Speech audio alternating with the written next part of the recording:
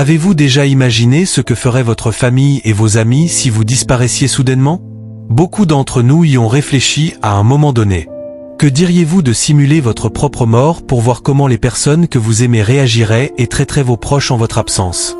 C'est exactement ce que Marc a fait. Aujourd'hui, nous découvrons son histoire, une histoire fascinante de tromperie, de vengeance et de rédemption. Mais avant de commencer, prenez un moment pour aimer cette vidéo et pensez à vous abonner à la chaîne pour plus d'histoires captivantes comme celle-ci. Voici Marc, un homme qui a grandi dans une petite ville rurale. Sa maison était modeste, une simple maison en bois entourée de champs et de quelques voisins. Malgré l'humilité de son environnement, les premières années de Marc furent remplies d'amour et de chaleur. Son père, Monsieur Léonard, était un homme travailleur, avec des mains calleuses et un sourire bienveillant. Il passait de longues heures à l'usine locale et rentrait souvent tard, mais peu importe combien il était fatigué, il trouvait toujours du temps pour ses enfants. L'un des souvenirs les plus chers de Marc était quand son père le soulevait dans les airs, le faisant tourner jusqu'à ce qu'ils soient tous les deux étourdis de rire. La mère de Marc, Madame Léonard, était le cœur battant de la famille. Elle savait toujours comment tirer parti des choses qu'ils avaient, confectionnant des vêtements avec des tissus usés et les rapiéçant jusqu'à ce qu'ils semblent neufs. Sa cuisine sentait toujours le pain fait maison et les pâtisseries. Elle transformait les ingrédients les plus simples en repas délicieux. Sa sœur, Claire, était de 2 ans plus âgée et protégeait farouchement son petit frère. Ils étaient inséparables, jouant ensemble des heures durant dans les champs voisins. Ils s'imaginaient pirates voguant sur les mers ou explorateurs découvrant des terres inconnues. Leur lien était fort. En grandissant, Marc prit conscience des difficultés financières de sa famille.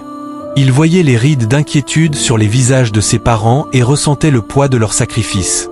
Déterminé à aider, il commença à travailler après l'école. Tonte de pelouse, livraison de journaux, et tout autre petit boulot pour gagner un peu d'argent. Quand Marc eut son diplôme, il avait économisé assez d'argent pour démarrer une petite entreprise. Les premiers mois furent difficiles, mais sa détermination paya, et au fil du temps, son entreprise devint prospère. Ce qui avait commencé modestement se transforma en une société multimillionnaire. Ce succès apporta des changements profonds dans la vie de sa famille. Ils déménagèrent dans une belle maison et Monsieur Léonard prit sa retraite. Madame Léonard pouvait maintenant se permettre de petits luxes, et elle se consacra à sa passion, l'art. Marc, quant à lui, était très fier de pouvoir offrir à sa famille une vie meilleure. « Nous sommes si fiers de toi, Marc », disait souvent sa mère, les yeux remplis de larmes de joie. Un jour, Marc participa à un événement caritatif organisé par son entreprise. L'atmosphère était élégante, la salle remplie de personnes bien habillées, sous des lustres scintillants. Parmi les bénévoles, il rencontra une belle jeune femme nommée Sophie. Son sourire chaleureux et son énergie positive attirèrent immédiatement Marc. « Bonjour, je suis Marc », dit-il en tendant la main. « Enchanté, Marc, je suis Sophie », répondit-elle, son sourire éclairant la pièce. Ils commencèrent à se fréquenter, et Marc se rendit vite compte qu'il était tombé profondément amoureux d'elle. Sophie ne s'intéressait pas à sa fortune, elle l'aimait pour ce qu'il était. Elle soutenait ses ambitions et partageait ses rêves. Après 1 an de relation, Marc demanda Sophie en mariage. Il choisit un cadre idyllique près d'un lac, un lieu symbolique pour leur histoire. « Sophie, veux-tu m'épouser ?» demanda-t-il, agenouillé avec une bague en main. « Oui, Marc, je le veux », s'écria Sophie, les larmes de bonheur coulant sur son visage. Mais tout le monde n'était pas aussi ravi. La mère de Marc et sa sœur Claire étaient sceptiques.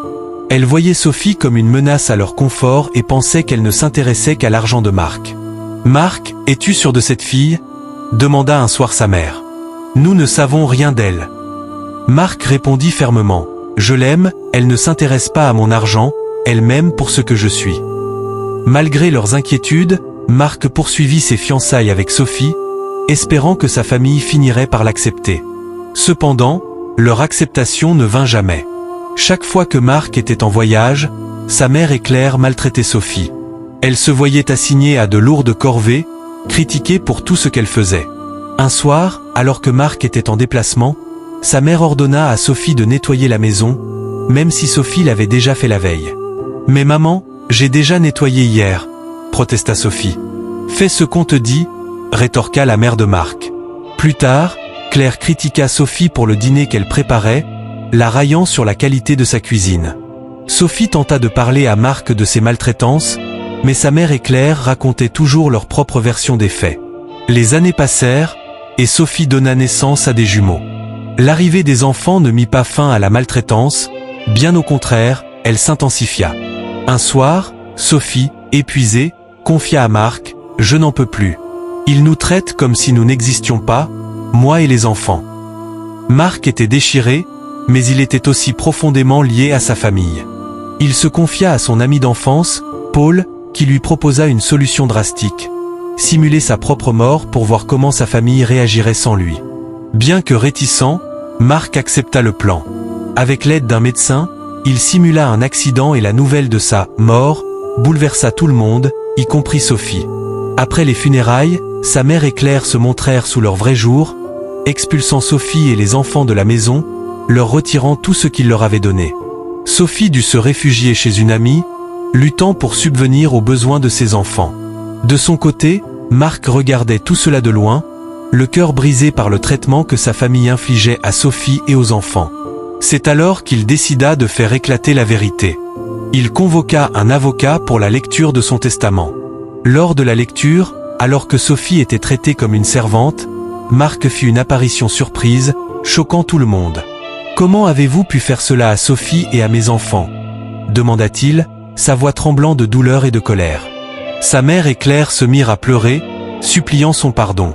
Mais Marc secoua la tête. « Vous m'avez trahi, vous qui deviez protéger et aimer les autres. » Marc coupa définitivement les ponts avec sa mère et sa sœur, et décida d'assurer l'indépendance de Sophie, veillant à ce qu'elle ait tout ce dont elle avait besoin pour elle-même et ses enfants.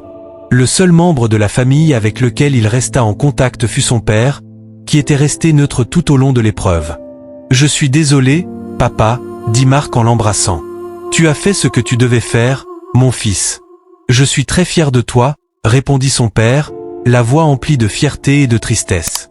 Marc et Sophie commencèrent à reconstruire leur vie, plus forts que jamais, entourés de l'amour de leurs enfants.